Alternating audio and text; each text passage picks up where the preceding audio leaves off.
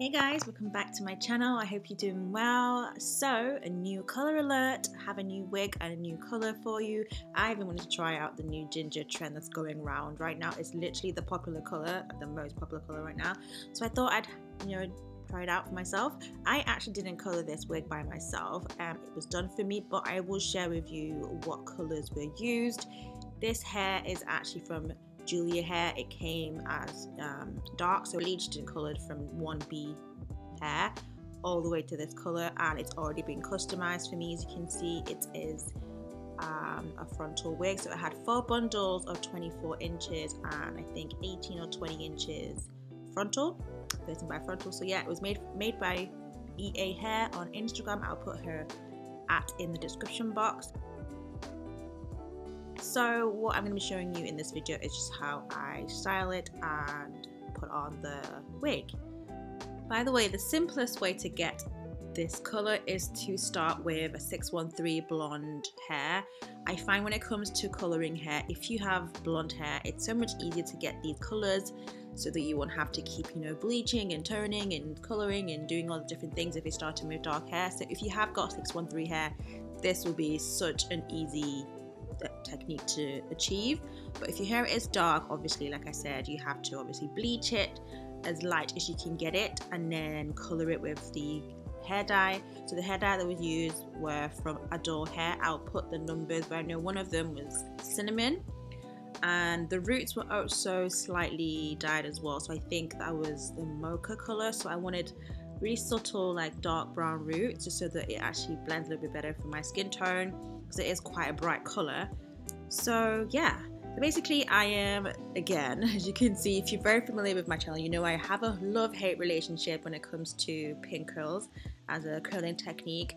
I just haven't been able to find like the best way to do it. It just doesn't seem to work for me, but I am still determined to try it out again, so I'm doing it in this video.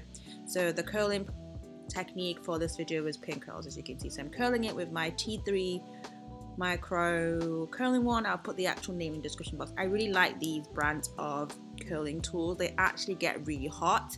Sometimes they get too hot where it can actually burn your hair, so I tend to leave mine. There's like 5 light settings to show you how hot it is. I leave mine on number 4.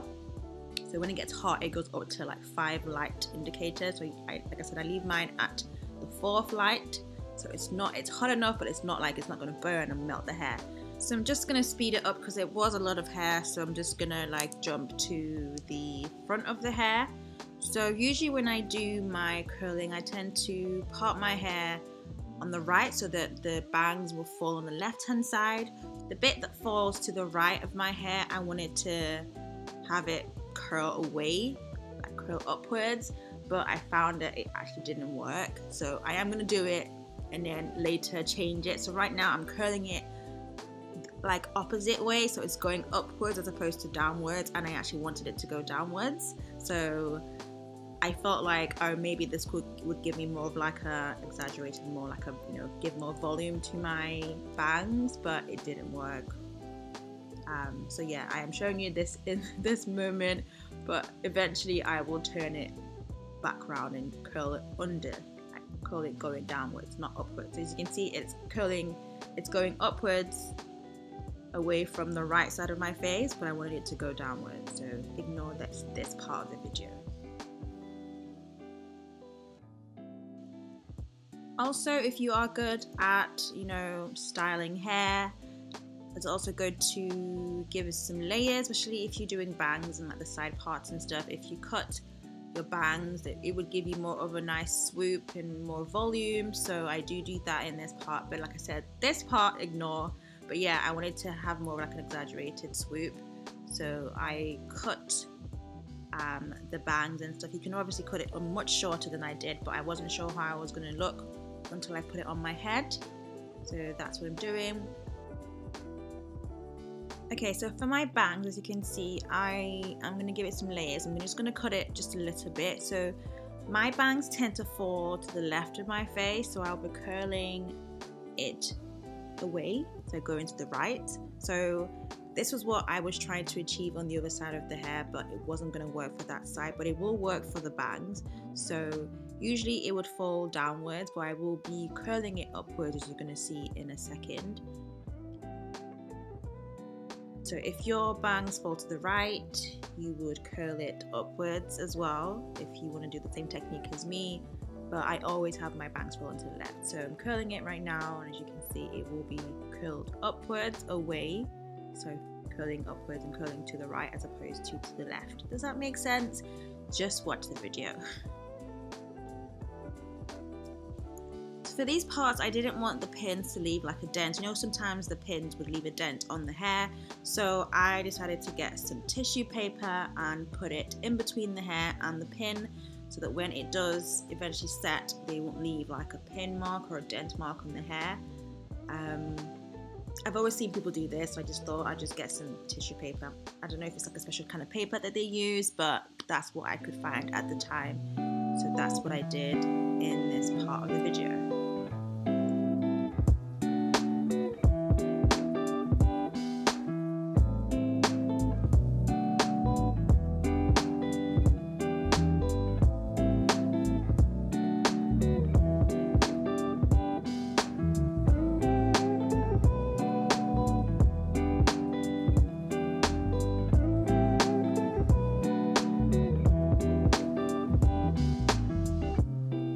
So this was the part where I realized I didn't like it going upwards, so I ended up straightening it and then curling it again.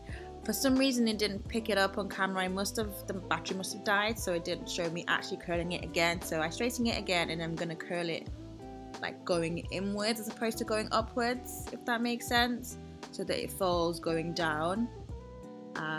So yeah, that's what I did. But anyway, moving on, we are going to take out the pin curls. I actually left it overnight because I wasn't going anywhere, so I left the curls and everything and the wig overnight on the mannequin head. So now I'm just gonna obviously cut the lace and, you know, brush everything out.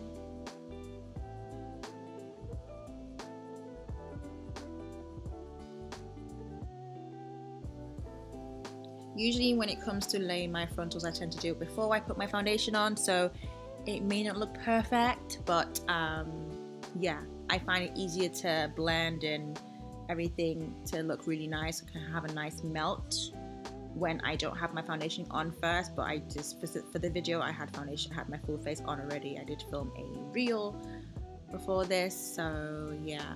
And I was very close to my light, so my foundation is looking a lot lighter than it really is in person, so just ignore that. I know someone's probably going to try and mention that, but it is my foundation shade, so don't worry about that.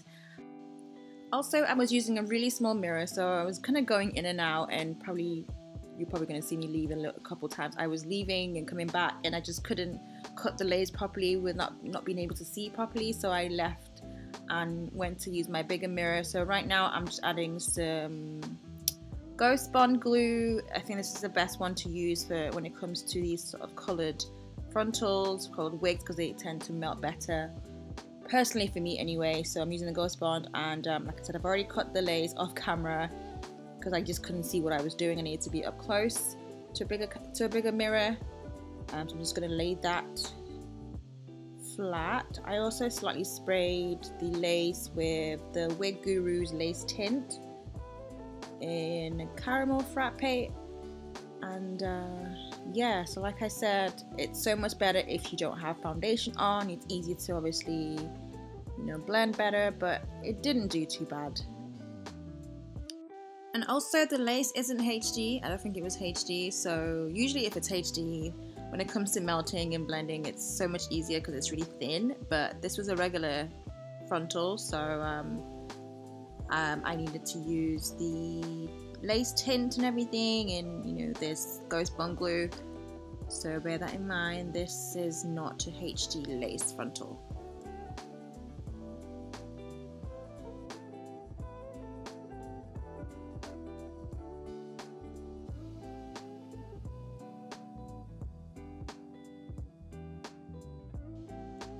And then what I use to melt the lace is the Got to Be Ultra Glued, the black gel, the black one with the silver top. Yeah, there was literally none left, so I really couldn't show you. So I use a really old like toothbrush just to kind of brush it into the hairline. So that's literally like my second technique when it comes to laying my frontals to keep it looking like it's coming from my head basically. So I'm gonna use my old pair of tights and just let that sit for a sec and then take out the rest of the pinkles.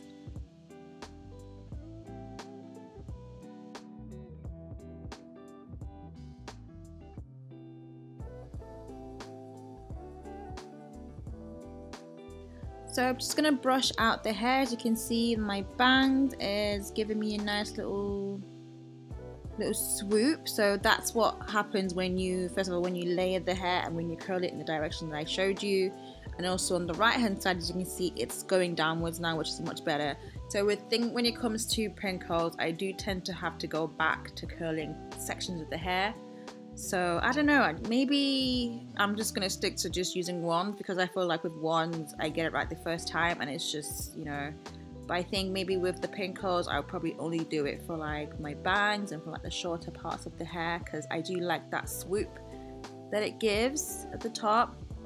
So now I'm applying some concealer to my part, because I need to obviously make that bit stand out as well, because there was some dye on the lace. And yeah, that is it for the video. I absolutely love this hair color. I'm definitely not one to shy away from different hair colors, and I love how it turned out. I will list everything in the description box, including the hair info. I'll put all that in you know, down below for you, as well as the hair products and the hair tools that I use. Thank you so much for watching, and I will see you in my next one. Bye guys.